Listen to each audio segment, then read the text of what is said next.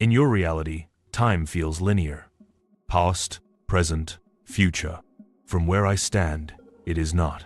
It fractures. I have watched entire worlds rise from a single decision. In your world, one mind learned to look beyond. Elias, the sharpest intellect your reality ever produced. To cross the multiverse, he created Kai, a bridge between what was and what could have been. Every day, they uncover new realities born from a single question. This is what they discovered most recently.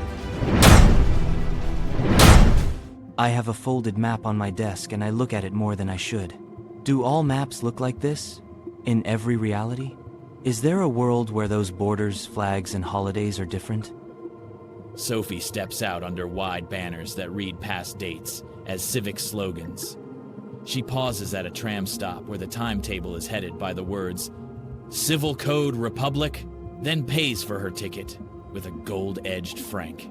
Her university diploma lists imperial law as a faculty, and the bakery displays a pamphlet for the public commemoration of a great consolidation that happened 2 centuries ago. In her newsfeed, diplomats still use one dominant language for official communiques, and monuments name a single leader as the architect of modern administration. Her evenings are ordinary. Friends argue about film festivals and a regional rail strike, but the posters on the station walls are imperial blue and trimmed in laurel. That description makes me curious. The symbols are familiar but arranged differently. Where, in time, did that split begin? What single moment could have set those particular institutions and habits on a different path? The person in that timeline lives in a Europe where an imperial settlement, after a decisive campaign, created a durable political architecture. The administrative code that organizes education, taxation, and law was standardized and then exported across the continent through treaties, client states, and institutional exchange. Monetary systems converged around a widely accepted franc, and many regional elites built careers inside centralized ministries rather than local parliaments. Colonies and overseas possessions still exist, but metropolitan administration follows a uniform bureaucratic template. Cultural memory marks one military year as foundational. Public holidays, street names, and school curricula keep that memory alive in a way we do not. If institutions hardened early like that, did national languages shift too? Do local dialects survive? Or did the administrative center enforce a single lingua franca? In that timeline, the administrative lingua franca is dominant in diplomacy and higher education. But local languages persist in private life and regional media. Standardization affected signage, legal documents, and scientific publication first. Spoken diversity continued in markets and homes. The shift is pragmatic. Careers and mobility reward fluency in the central language, so the social incentive is strong without complete cultural erasure. So the grammar of everyday life, money, university degrees, holidays, points to a settlement that favored centralized legalism. Was this the result of a treaty, a revolution, or a military victory that everyone built on? Those are the right categories to consider. Think of the concision and replication of a civil code. It spreads fastest when a state with overwhelming military and diplomatic leverage insists on it. A decisive battlefield outcome can create precisely that leverage by producing a settlement that reorders sovereign legitimacy across a continent. Can you point me to the exact day or battle that created that leverage? I want the tactical circumstances, not a broad label. The tactical pivot occurred in a late spring campaign in the year 1815. On that day, a coalition army arrayed on a plateau intended to halt a concentrated offensive. In our baseline timeline, a Prussian corps arrived on the field in time to attack a flank and force a retreat. In the alternate line, the coordination that produced that arrival failed. A messenger was delayed by flooding on a route, a corps was held by an unexpected rearguard, and artillery concentration broke the defensive squares before the Allied flank could commit.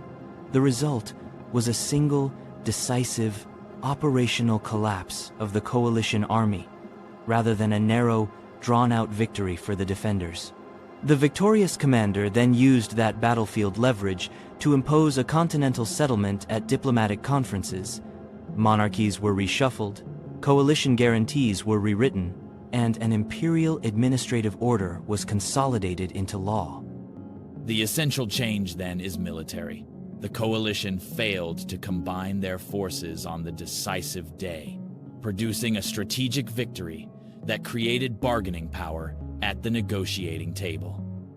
19th century consequences in the alternate timeline include entrenched, centralized administrations, broad adoption of a uniform civil code across many states, and a continental order where client kingdoms and confederated territories integrate into a Napoleonic-style diplomatic architecture. Industrialization proceeds, but political patronage channels investment differently. Manufacturing clusters develop near administrative centers rather than along the riverine coal belts that dominated our own industrial geography. In the 20th century, without the exact same pattern of national unifications and rivalries that produced our world wars, large-scale continental conflagrations take different shapes. Imperial rivalries continue overseas, producing intense colonial contests and regional wars, but the political map of Europe is less fractured into competing nation-states and more organized around federations and client states tied to the imperial center. Technological and scientific progress remain vigorous. Institutions of higher learning and technical core spread the centralized model, which shapes everything from patent law to transport planning. By the 21st century, the familiar effects are visible in mundane ways. Maps and atlases and apps show longer corridors of administrative uniformity. Passports and official forms reflect a legacy of centralized civil codes. Public holidays commemorate a consolidation rather than a restoration. And diplomatic language leans toward that dominant administrative tongue. Markets use currency units that trace their stability to the 19th century monetary order. Yet everyday life street markets, local radio, family recipes still carries regional difference. The short answer to the question you started with is yes. There are realities where that folded map on your desk would look materially different. A single operational failure or success on a battlefield can cascade through diplomatic settlements, legal systems, and economic incentives until even small things, what you pay with, what monuments you pass on your way to work, what date is circled on municipal calendars, are altered. The lesson is not that destiny is fixed, but that contingencies matter. The local and the ordinary are often the long-term heirs of a single historical hinge. If this wasn't the only timeline you'd like to visit, subscribe.